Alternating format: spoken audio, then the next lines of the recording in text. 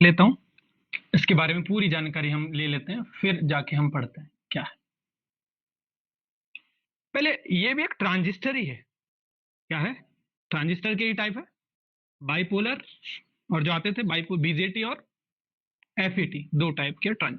हालांकि इसके भी हम टाइप पढ़ते हैं कि जेएफटी और जेएफईटी और मॉसफेट। जेएफईटी के भी दो टाइप पढ़ते हैं, पी चैनल और पी एन चैनल। मॉसफेट के भी दो टाइप पढ़ते हैं, जिसमें एक आता है डिप्लेशन लेयर और एक होता है यानी डी मॉसफेट और ई मॉसफेट।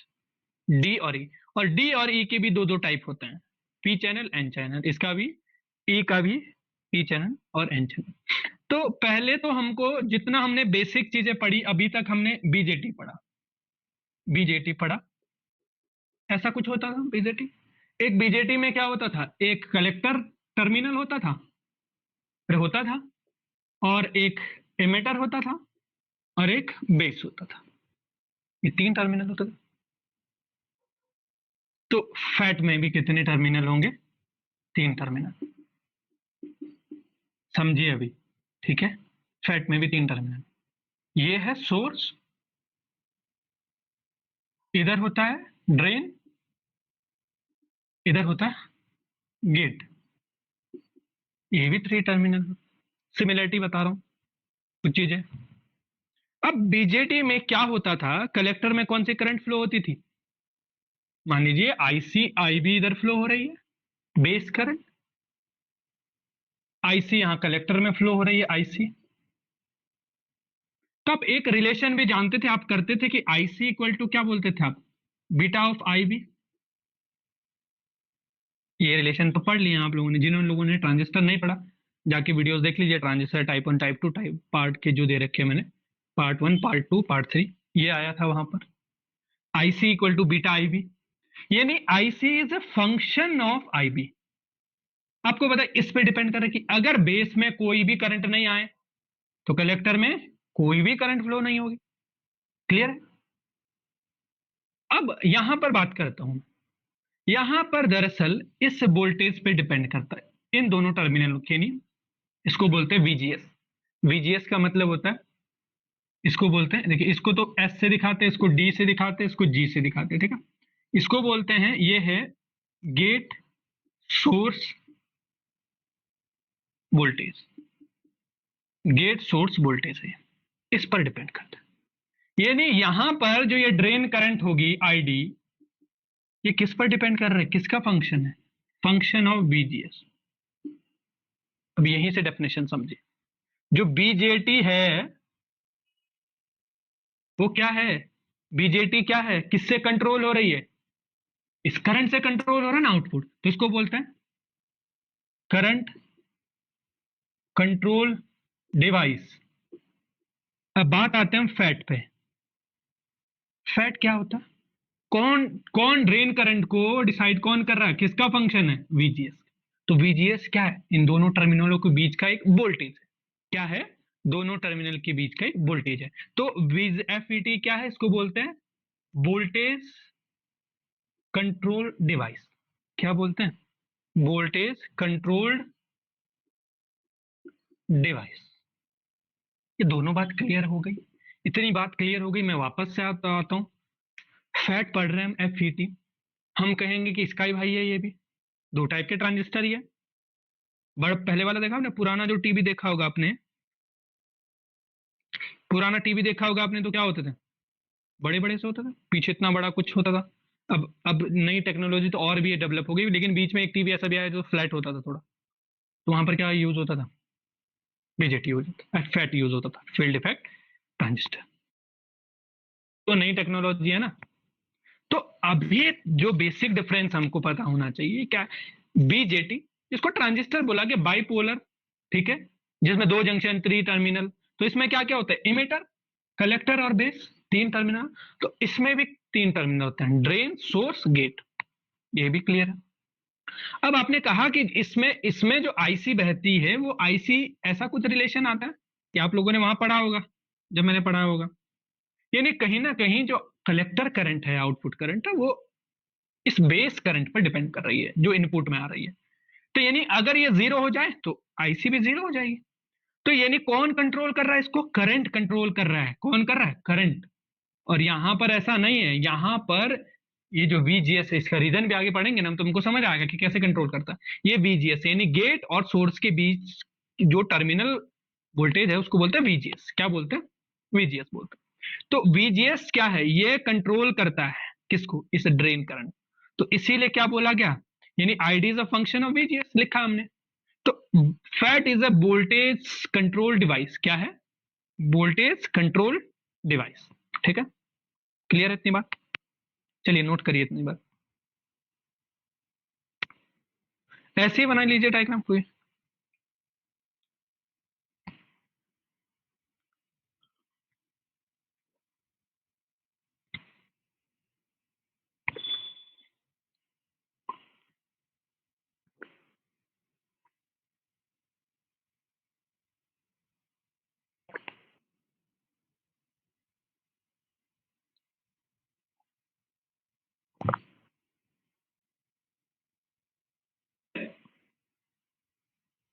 2 दिन के जोश में नहीं आए कि आप उनसे, मान लीजिए मैं क्रिकेट मान लीजिए मैं अच्छा खेलता था, अब मेरे को दे दिया जाए आप कितनी भी स्लो बॉल डालो, बच्चे से क्यों ना डलवा लो, अब अगर मुझे आज खेलने को जाऊंगा तो पहले ही दिन तो मैं बड़े बड़े छक्के नहीं मार पाऊंगा ना।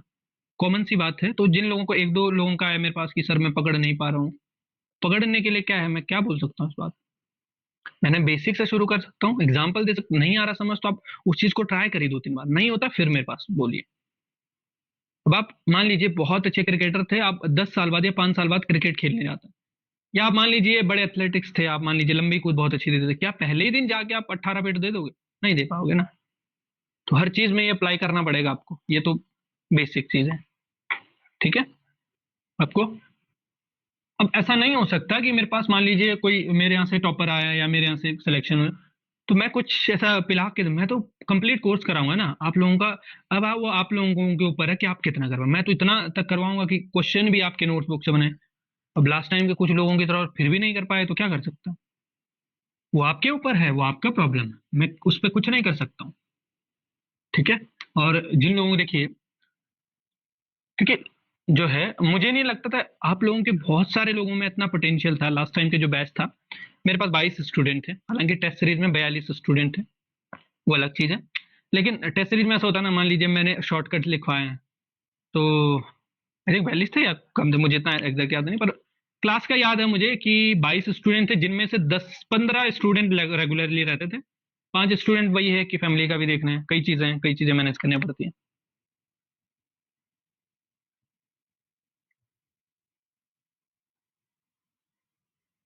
कॉन्फिडेंस ना, इतना अच्छा तो पकड़ पा रहे हो पहली बारी में, इतना ठीक है, मतलब आप क्वेश्चन पूछ रहे हैं, किसी चीज का जवाब दे रहे हो तो ठीक है, मतलब मेरे मुझे तो लगा नहीं ममता जैसे कर सकते, कोई भी चीज इम्पॉसिबल नहीं है, बस डेडिकेशन ही चाहिए और कुछ नहीं है। ठीक है।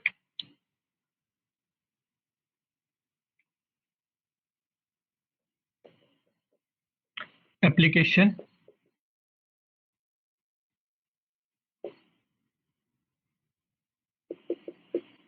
लास्ट टाइम गर्ल्स के साथ ये ज्यादा थोड़ा इशू है।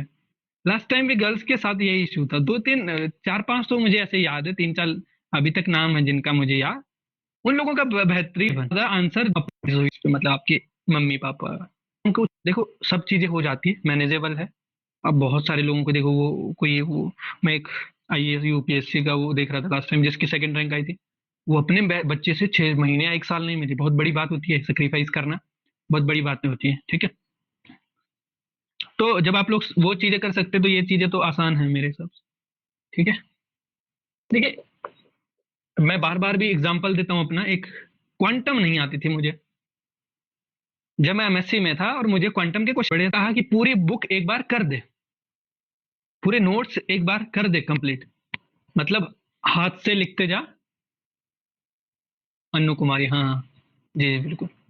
तो उन्होंने मुझे ये कहा, मुझे नहीं आता, मैंने लिटरली, सच है, मैंने उनसे पूछा कि मेरे को क्या करना है, उन्होंने कहा कि तेरे पास कौन सी बुक है, तो मैंने कहा कि ये बुक है, अरुण दास एक 500 प्रॉब्लम्स आती है, 500 क्वेश्चन। उन्होंने बोला कि तू तू ये मत सोच कि क्या है क्या हो रहा है, बस लिखते जा, करते जा, सॉल्व करते जा। तो जब मैंने 100 प्रॉब्लम करी उससे ना, 100 से 150 प्रॉब्लम, मेरी क्वांटम अच्छी हो गई, मतलब कर सबसे ज्यादा क्वांटम ही आता था। मैं जब दून यूनिवर्सिटी में पढ़ा रहा था तो वो भी मैं क्वांटम ही पढ़ा था। ठीक है। जब मैं किसी इंटरव्यू में जाता हूँ तो भी मैं क्वांटम ही बोलता हूँ। इतना मेरे को पहले फोबिया था क्वांटम का कि डर लगता। तो जब मैंने वो 100 क्वेश्चन किए ना, 500 नहीं किए तब भी, 100 100 क्वेश्चन में कॉन्फिडेंस इंक्रीज हो गया। ठीक है। तो इट यूज कैसे होंगे, it can be use as, कैसे यूज होंगे, एक तो स्विच की तरह, as a switch and amplifier. ठीक है, प्रवर्धक और स्विच की तरह ये यूज हो सकता है। अब एक चीज और डिफरेंस समझते हैं हम। बीजेटी को आप बोलते हैं बाइपोलर जंक्शन। पढ़ लिया आप लोगों ने, बाइपोलर जंक्शन ही बोलते हैं। क्यों, क्यों बोलते, क्या होता है बाइपोलर का मतलब, कोई बताए। FET, unipolar.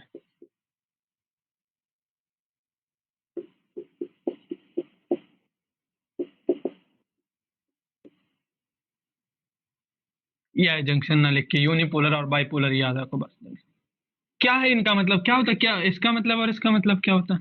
यूनिपोलर और बाइपोलर का मतलब क्या हुआ, किसी को मालूम है ये। बीजेटी इज बाइपोलर और fat is unipolar. What is the difference.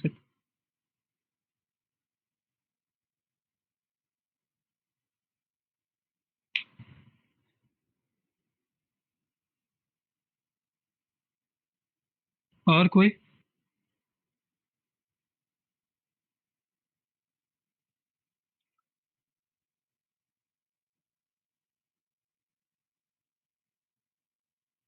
Poonam Chamoli जी को कैसा लग रहा है, क्लास ठीक लग रहा है, ठीक लग रहा है। बाइपोलर और यूनिपोलर जंक्शन से नहीं मतलब होता। यहाँ पर भी देखेंगे आप, फैट में जब पी और एन बनाएंगे तो ऐसे बनाते हैं, ये पी एन, तो ए एन के साथ ये भी जंक्शन बनाएगा, ये भी जंक्शन बनाएगा। यहाँ पे भी तो हो गए दो जंक्शन। कोई और, चलिए निकालिए अपने अंदर का ज्ञान बाहर, कोई और है।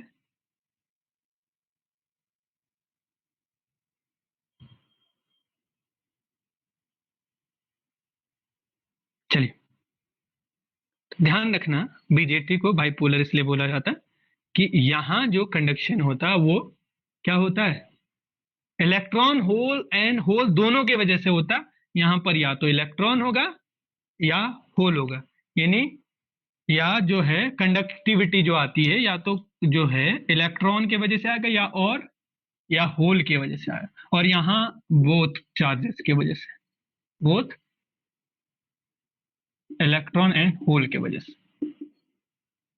यहाँ पर एक ही जो कंडक्टिविटी आप देखे होगे ना, इलेक्ट्रॉन एनपीएन बोलो पीएन भी बोलो। ठीक है, यानी मतलब एक जगह जो चार्ज कैरियर होता है वो इलेक्ट्रॉन होते हैं, एक दूसरी जगह होल्स होता है। तो वो होल या इलेक्ट्रॉन हो दोनों होते हैं यहाँ पर। ठीक है, बोथ इलेक्ट्रॉन एंड होल जो है, इसीलिए इनको क्या बोलते हैं, बाइपोलर। यूनिपोलर मतलब या तो इलेक्ट्रॉन ही होगा या चार्ज कैरियर क्या होगा, या इलेक्ट्रॉन होगा या होल होगा। ठीक है, ठीक है।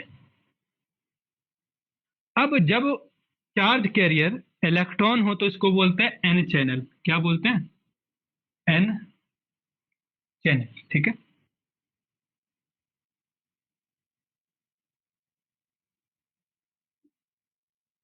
एन चैनल, और इसको बोलते हैं पी चैनल। ठीक है, एन चैनल और पी चैनल। ठीक है, चलिए एन चैनल फैट और पी चैनल है। ठीक है, कोई प्रॉब्लम। ठीक है, क्लियर है। तो इसमें जो जो कंडक्टिविटी आती है वो तो या तो किसके वजह से आ रही है, यानी करंट फ्लो हो रही है, या तो इलेक्ट्रॉन की वजह से होगा या और है या, और यहाँ दोनों की वजह से होती है। ठीक है, चलिए नोट कर लीजिए इनको। नेक्स्ट लिखते हैं हम टाइप्स ऑफ फैट। तो अब फैट क्लियर है। एक तो वोल्टेज कंट्रोल, मैं बार बार कह रहा हूं ये क्वेश्चन आएगा ही आएगा कि fat is the current control device और वोल्टेज कंट्रोल डिवाइस। ठीक है, तो बीजेटी होता है करंट कंट्रोल। रीजन भी बता दिया मैंने, आप ऐसा नहीं है कि याद रखने, आपको रीजन के सहित होंगे होंगे यहाँ पर। ठीक है, चलिए अब फैट के कुछ टाइप देख लेते हैं। फैट के टाइप है, ज्यादा तो नहीं हो गया टाइम, ठीक है ना, सबको बोरिंग तो नहीं हो रहा?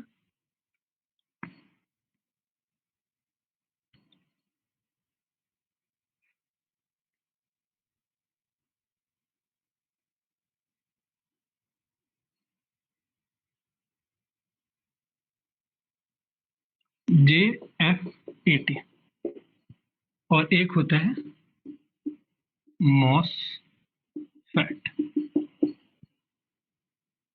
ठीक है। इसको, इनकी फुल फॉर्म भी लिखेंगे, जे एफ ए टी और मॉस फैट। ये जे एफ ए टी भी दो टाइप का होता है, पी चैनल, एन चैनल,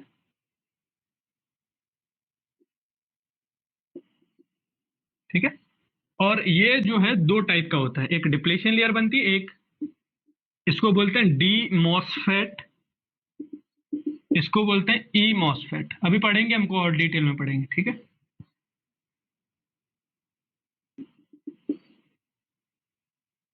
ये भी दो टाइप के होते हैं, पी चैनल, एन चैनल, ये भी दो टाइप के होते हैं, पी चैनल, एन चैनल, ठीक है। तो चलिए पहले जो है हम आज जेएफटी पे को पढ़ते हैं, ठीक है। चलिए नोट कर लीजिए इन चीजों।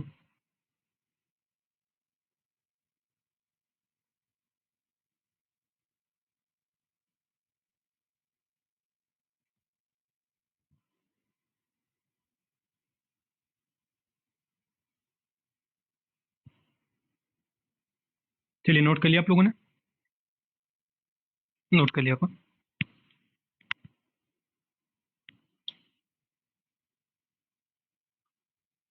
अच्छा, एक और सजेशन चाहिए आप लोगों का, डिजिटल इलेक्ट्रॉनिक्स रिकॉर्डेड दे दूं कुछ लेक्चर, जैसे लॉजिक गेट, बहुत टाइम खराब नहीं करूंगा, और डी मॉर्गन थ्योरम वगैरह उसके बेस पे क्वेश्चन, क्योंकि ये सब जानते थे इनको करवाना। हालांकि मैं जो है लाइव क्लास में इनकी क्वेश्चन क्वेश्चन करवा दूंगा, थ्योरेटिकल वाला पार्ट में रिकॉर्डेड दे दूंगा।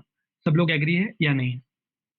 मतलब जब डिजिटल इलेक्ट्रॉनिक्स में सीधा जो है रजिस्टर, काउंटर और फ्लिप फ्लॉप, देन जो आप पढ़ते हैं कोडर डिकोडर जो पढ़ते हैं कोडर, ठीक है, तो उनको करेंगे हम, ठीक है। अदरवाइज मैं रिकॉर्डेड दे दूं?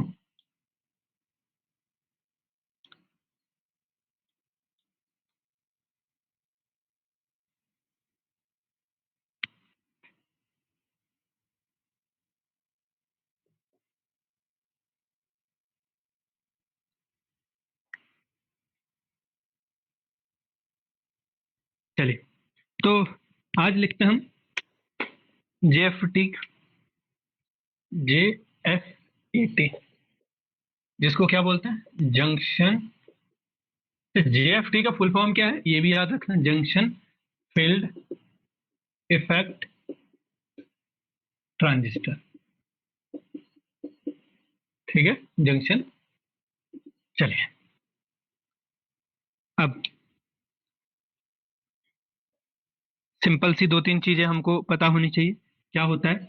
अब देखिए, आपके पास, मैं एक तरफ बनाऊंगा भी, ये आपके पास एक कोई, देखिए यहाँ जो है, मान लीजिए सेमीकंडक्टर है पी टाइप, और यहाँ ध्यान से समझना इसको, अगर ये समझ आ गया ना, मैं थ्योरी नहीं लिखवा रहा हूँ इनमें, बुक से कभी नहीं समझ आएगा, ठीक है। ये पी है और ये एन चैनल, ये पूरा चैनल जो है एन का, बस ये दो छोटे छोटे क्या कर दिए गए, पी टाइप सेमीकंडक्टर उसमें लगा दिए गए, ठीक है। इसके भी मेथड बताए थे हमने कैसे कैसे लगा सकते हैं, ठीक है। अब दोनों सिमेट्रिक है, तो ध्यान रखना, कोई एक फैट बना रहे हैं आप, तो इसके पास तीन टर्मिनल होंगे, एक मैंने कहा सोर्स होगा, एक ड्रेन होगा, और एक गेट होगा, यही तो होगा, एक गेट होगा, तीन टर्मिनल तो हो गए। बस जो आपको अंदर का दिख रहा था, इसमें मैंने एक चैनल रख दिया, चैनल कौन सा होगा ये, जो ये बहुत ज्यादा, ये सब चैनल है, ये क्या है इसमें, एक पी टाइप सेमीकंडक्टर रख दिया, तो दरअसल ये एन चैनल है, कौन सा है, एन चैनल, क्या है ये, एन चैनल। अगर यहाँ पर एन होता और यहाँ पर पी होता, तो ये बन गया पी चैनल, क्या बन गया, पी चैनल। तो हम दरअसल, चलिए एक एग्जांपल लेके चल रहे हैं कि हम एन चैनल कर रहे हैं, ठीक है। जो यहाँ पर होगा ना, वो वाला चैनल होता है, दोनों सिमेट्रिक है, तो इनको तो सबसे पहले मैं जोड़ दूंगा आपस में, सिमेट्रिक को, ठीक है। दोनों सिमेट्रिक है तो मैं ऐड कर दूंगा दोनों को कनेक्शन, ठीक है ना। अब समझिए, अगर ये मैंने कहा ये एन चैनल है, इसके सिंबल देख लेते हैं हम। सिंबल, सिंबल इंपॉर्टेंट है। सिंबल, जैसे आप एक बीजेटी बनाते हैं तो क्या करते हैं आप, एक कोई डंडा ऐसा देते हैं, ऐसा एरो देते हैं, और ऐसा होता है कुछ, चलिए थोड़ा नीचे बना देता हूँ ना, ऐसा कुछ एरो होता है, ऐसा, और ऐसा सर्कल, ऐसा, देन ऐसा, ठीक है। ऐसा ही होता है, कोई बीजेटी ऐसे ही तो होता है। ये आपका बेस है, ये कलेक्टर है, ये एमिटर, एक कोई एक बीजेटी है, ठीक है। अब आप बोलते हैं कि ये पीएनपी है या एनपीएन है, किस पर डिपेंड करेगा, यहां पर एरो की डिपेंड करेगा। अब ये एन क्या हो गया, पीएनपी हो गया, एनपीएन हो गया, इस एरो ने डिसाइड किया। वैसे ही जेएफईटी भी जो है दो टाइप का बनता है। पहले ये मोटा होता है, थिक, थोड़ा थिक तो थिक होता है, और दो आपके पास ऐसे कुछ होते हैं, ये है सोर्स, ये ड्रेन, और ये गेट। ये ऐसा, इसको भी यहां पर सर्कल कर दिया जाता है। अब आप बोलेंगे पी चैनल का या एन चैनल का। चलिए एक और मैं बना देता हूं, यहां पर ये क्या कहा मैंने, ये थिक होता है, ये थिक होता है, मोटा होता है, दो ये एरो है, इसको बोलते हैं ड्रेन, ये है सोर्स, और ये है गेट, अलग अलग है, ठीक है। अरे ये बहुत बड़ा नहीं होगा कुछ,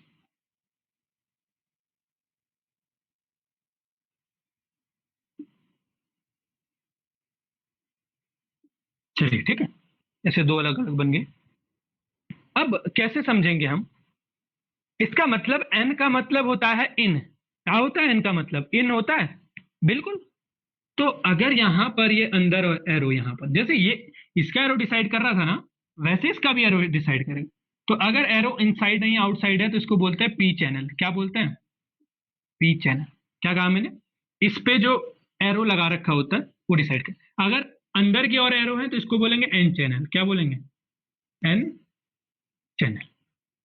और ये क्या हो गया आपके पास, पी चैनल, जब एरो बाहर कर, जैसे कि आप बीजेटी को पहचानते थे, जैसे आप बीजेटी को ये पहचानते थे, जैसे बीजेटी में कैसे पहचानते थे आप, कि एरो अगर आपके पास अंदर है तो कौन सा होगा, पीएनपी हो जाएगा, और अगर एरो बाहर की ओर है तो क्या आ जाएगा, एनपीएन होता है। तो जैसे ये एरो ट्रांजिस्टर का नेचर यानी ट्रांजिस्टर को डिफाइन करता था, एनपीएन है या पीएनपी है, वैसे ही ये वाला एरो डिसाइड करता है कि पी चैनल फैट है या एन चैनल फैट है। तो ये एरो अगर अंदर की ओर होगा तो एन चैनल होगा, अगर बाहर की ओर होगा तो पी चैनल होगा, ठीक है। क्लियर है, इतनी बातें क्लियर है। अब अगर आपने सिंबल बना दिए हैं तो मैं वापस इस पे आऊंगा, क्योंकि हमारे काम का यही है, इसलिए बना लीजिए।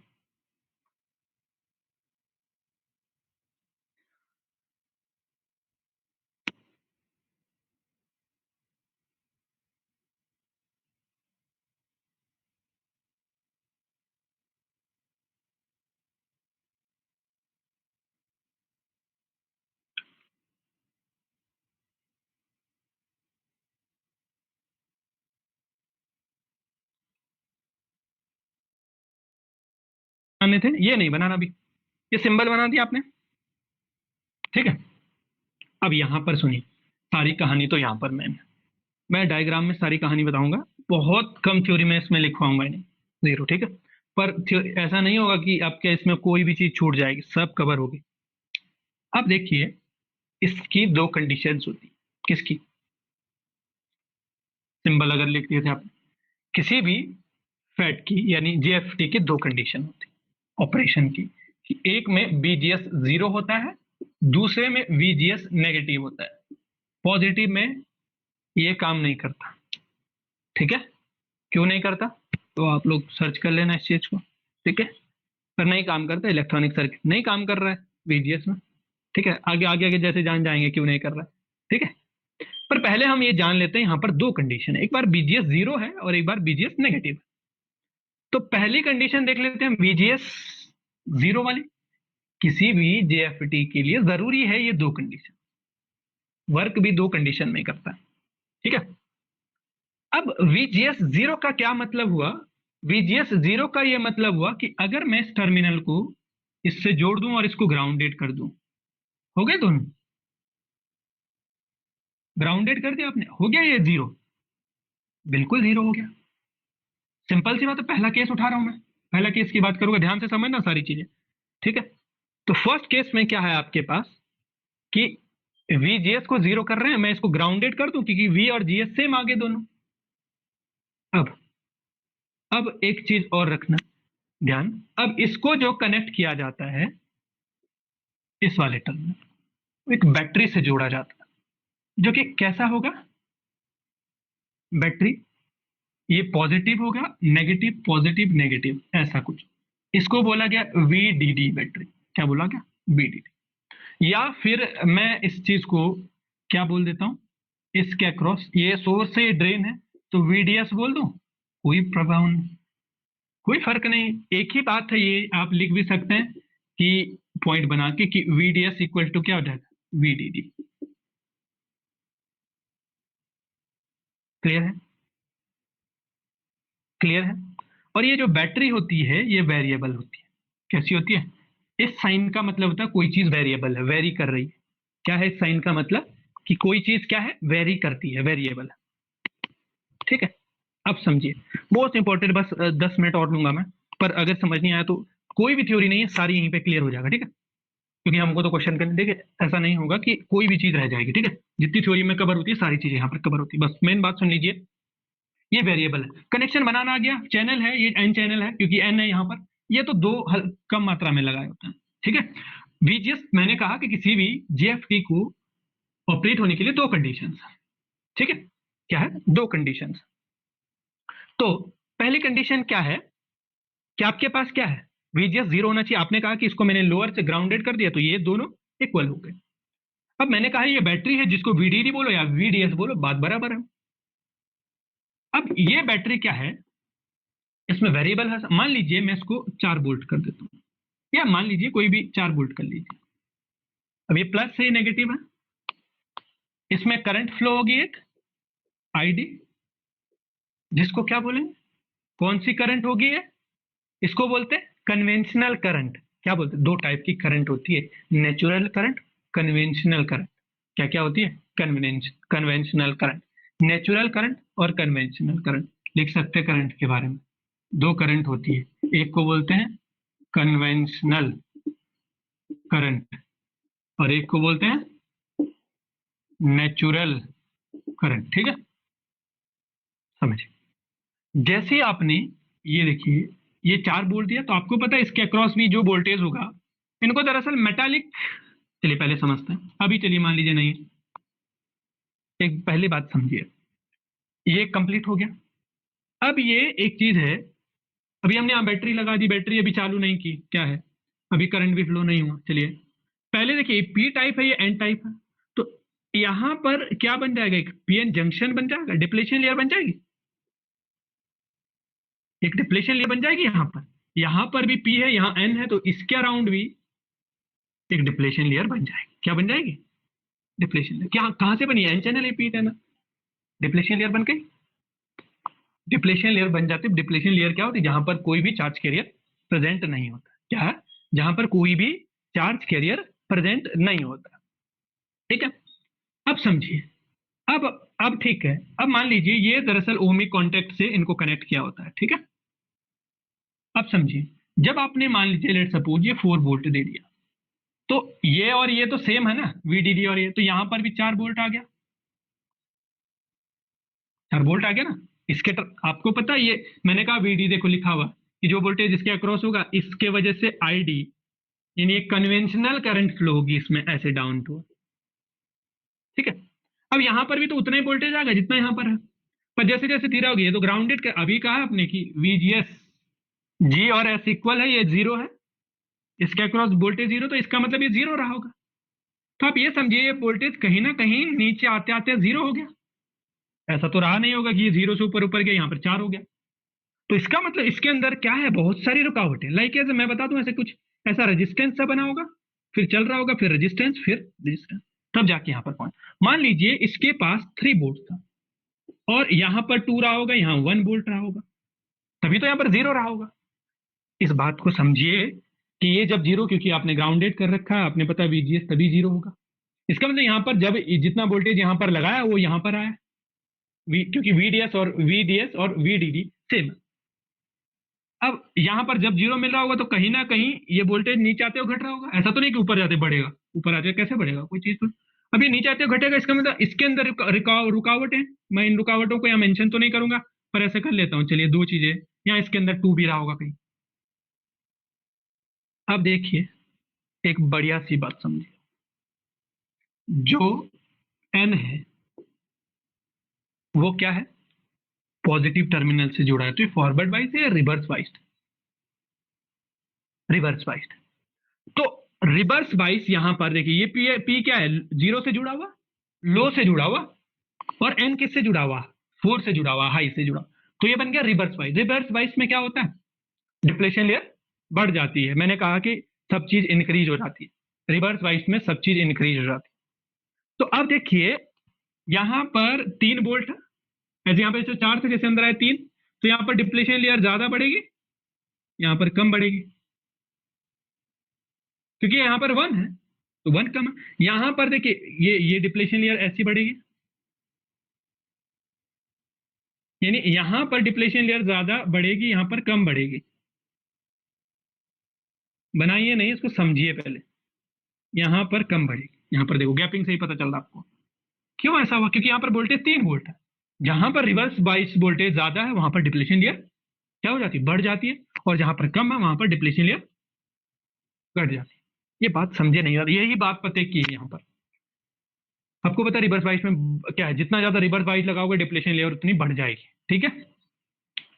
तो जब ये रिवर्स वाइज वोल्टेज यहाँ 4 था, अंदर है, यहाँ पर 3, यहाँ पर 1, यहाँ पर 2 रहा होगा, कहीं ना कहीं बीच में 2 भी रहा होगा, तो आपको पता है यहाँ ज्यादा है रिवर्स वाइज वोल्टेज, यहाँ पर कम है, तो यहाँ पर ज्यादा बढ़ेगी ना डिप्लेशन लेयर, चलिए ये बढ़ गई, यहाँ पर कम बढ़ी। अब मान लीजिए, ये तो बात आपको क्लियर हो गई। अब देखिए कि क्या है, पहले मान लीजिए इधर से इलेक्ट्रॉन जा रहे थे सोर्स से ड्रेन की तरफ, तो बहुत सारे जा रहे थे क्योंकि इतना गैप था बीच में। अब लेयर आ गई तो इलेक्ट्रॉनों का फ्लो कम हो गया। मान लीजिए मैंने इसको 8 वोल्ट कर दिया, तो 8 वोल्ट आ गया यहाँ पर, तो यहाँ पर 6 आ गया, मान लीजिए यहाँ पर कितना, यहाँ पर 1 आ गया। तो अब जो 6 आएगा तो ये कुछ ऐसा बढ़ रहा होगा, ऐसा ऐसा बन गया, एकदम ऑलमोस्ट इसकी तरह, चुटकी की तरह हो गई। तो इस वोल्टेज को क्या बोलते हैं, जहां पर अब क्या है, बहुत क्या है, अब क्या है, ऑलमोस्ट चुटकी वाली कंडीशन बन गई, ऐसी वाली कंडीशन, इसको बोलते हैं पिंच ऑफ वोल्टेज। यानी जहां पर यहां से अगर इलेक्ट्रॉन फ्लो हो रहा है तो वो क्या है, नहीं फ्लो हो रहा है, क्योंकि डिप्लेशन लेयर की चौड़ाई बढ़ गई, क्या हो गई, बढ़ गई। तो इस वोल्टेज को क्या बोलते हैं, pinch of voltage. Pinch of क्यों बोला गया, चुटकी वाली, एक चुटकी देखिए, ये वाली कंडीशन हो गई, क्योंकि डिप्लेशन लेयर इतनी बढ़ गई कि इसके अंदर अब कोई स्पेस नहीं बचा। अब देखिए यहां तो है, ऐसा बन गया कुछ ऐसा, हाँ। अब यहां से इलेक्ट्रॉन यहां तो है, नीचे ऊपर नहीं है, ठीक है, क्लियर है। तो यानी आपने क्या कहा, अब यहां से 2-3 कंक्लूजन पे आते हैं हम लोग। कंक्लूजन, आपने कहा कि जैसे जैसे मैंने VDS बढ़ाया, ये वाला VDD, तो इसका मतलब ये ID भी बढ़ी, जो कन्वेंशनल करंट थी ड्रेन में, और साथ साथ इसके बाद जो लेयर की है, लेयर की ब्रीथ है, वो भी क्या हो गई, इंक्रीज हो गई। क्या हो गई, इंक्रीज हो गई।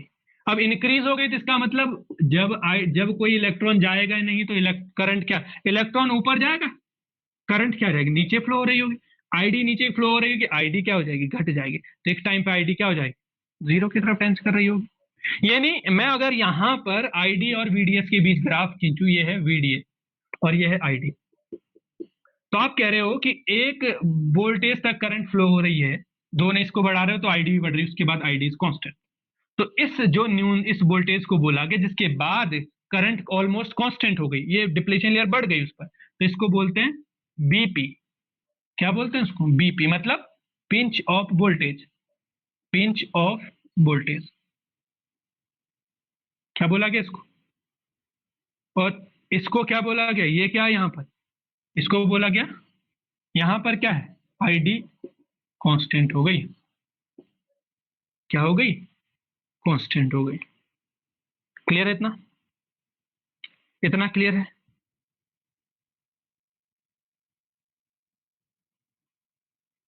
ठीक है, क्लियर है इतना सबको? कोई एक मैसेज कर दीजिए।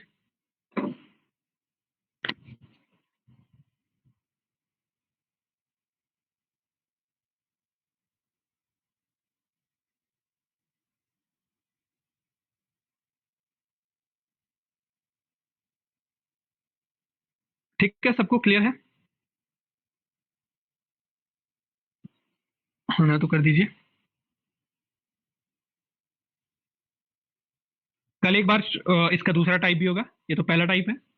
कल इसका हम सेकंड टाइप भी करेंगे, ये वाला, और इसमें कुछ फीचर है। कल तो हमें एक बार और एक्सप्लेन करना पड़ेगा इसको, कुछ चीजें। ठीक है, बाकी आज जो चीजें सीखी हमने, उसमें जंक्शन कैसे बनता, ये जब जीरो होता है और इसको इंक्रीज कराने से डिप्लेशन लेयर इंक्रीज हो जाती है। ठीक है, जिससे क्या, ड्रेन करंट बहेगा नहीं। अगर ड्रेन इलेक्ट्रॉन ऊपर जाएगा नहीं तो ड्रेन करंट ऑलमोस्ट कांस्टेंट हो जाएगी। ठीक है, क्लियर है? तो इस न्यूनतम जहां तक ये इंक्रीज करोगे, वीडीएस इंक्रीज करो, आईडी भी इंक्रीज हो रही है। तो एक एक वोल्टेज के बाद आईडी कांस्टेंट हो जाती है। इस वोल्टेज को बोलते हैं पिंच ऑफ वोल्टेज। ठीक है, क्लियर है? चलिए आज के लिए इतना ही, कल करते हैं। कल हम कंप्लीट करेंगे इसको। चलिए आज के लिए